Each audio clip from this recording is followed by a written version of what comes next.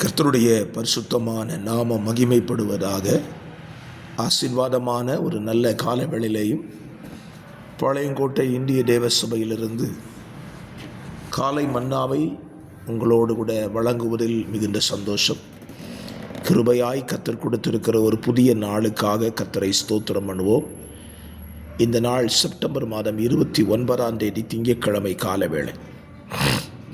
இந்த காலவேளை இந்த நாளுக்கான தியான அதிகாரத்தை சொல்லுகிறேன். 1 சாமுவேல் 16 அதிகாரத்தை வாசித்து தியானியுங்கள்.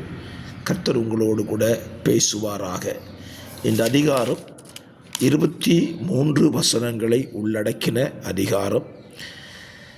தேவன் சவுலுக்கு பதிலாக ஈசாயின் குமாரரில் ஒருவனாயிருந்த தாவீதை ராஜாவாக தெரிந்து கொண்டு அபிஷேகம் பண்ணுகிறதையும் சவுலின் மேல் பொல்லாத ஆவி விடப்பட்டதை குறித்தும் இந்த அதிகாரம் விவரிக்கிறது.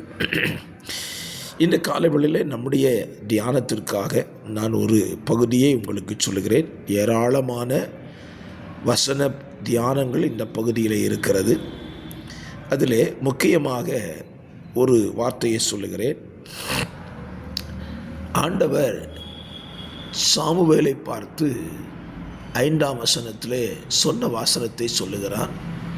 அதற்கு அவன், சமாதானம்தான், கர்த்தருக்கு பலியிட வந்தேன். நீங்கள் உங்களை பரிசுத்தம் பண்ணிக்கொண்டு என்னோடு கூட பலி விருந்துக்கு வாருங்கள் என்றான்.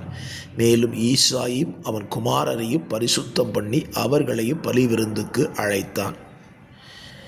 சாமுவேல் கர்த்தருக்கு பலி செலுத்த பெத்லகேமுக்கு வந்த பொழுது அங்கே ஜனங்களை பலி விருந்துக்கு அழைக்கிறான். விசேஷமாக ஈசாயின் குடும்பத்தினரை, ஈசாயின் பிள்ளைகளையும் பலி விருந்துக்கு அழைக்கிறான்.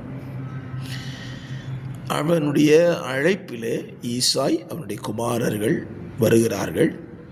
ஆனால் அந்த பலி விருந்தில் தாவீது இல்லை.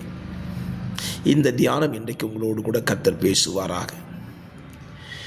நம்முடைய ஆலயங்களிலே தேவனுக்கு பலி செலுத்துகிற ஆராதனை என்பது விசேஷமாக ஞாயிற்றுக்கிழமை தோறும் நடைபெறுவது வழக்கம். மற்ற நாட்களிலேயும் நாம் தேவனுக்கு பலி செலுத்துகிறோம். ஜெப பலி, துதி பலி, ஆராதனை பலிகளை செலுத்துகிறோம். விசேஷமாக ஞாயிற்றுக்கிழமை விசேஷ பலியாக நாம் அதை செலுத்துகிறோம். அப்படி பலி செலுத்தப்படும் பொழுது இந்த வசனத்தின் அடிப்படையில் சொல்லுகிறேன், பலி விருந்துக்கு நாம் அனைவரும் கலந்து கொள்ள வேண்டும்.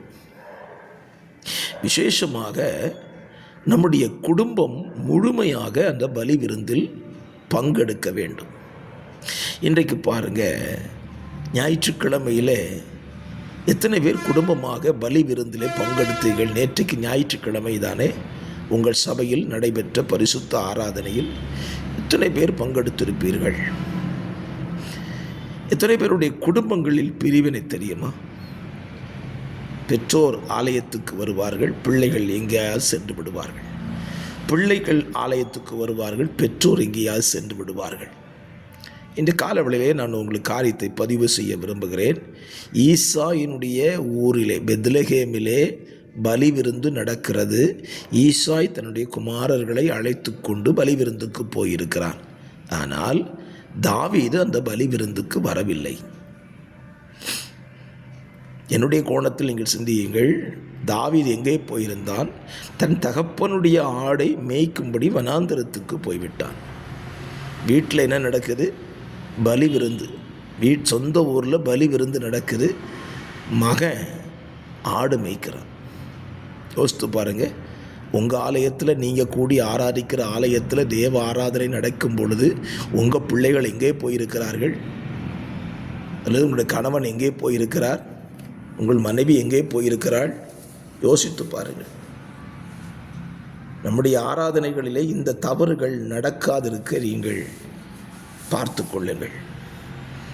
பலி விருந்து வீட்டில் நடக்கும்போது, ஆராதனை சபையில் நடக்கும்போது நாம் நம்முடைய இஷ்டத்திற்கு எங்கேயும் செல்வது நம்முடைய ஆசீர்வாதத்துக்கு குறைவாயிருக்கும். இந்த தவறுகளை இனி வரும் காலங்களில் செய்யாதபடி பார்த்து கொள்ளுங்கள். பரிசுத்த பிதாவே, இந்த தியானம் எங்கள் வாழ்க்கையில் திருப்பு முனையை கொண்டு வரட்டும். இயேசுவின் நாமத்தில் ஜெபிக்கிறேன் நல்ல பிதாவே, ஆமென்.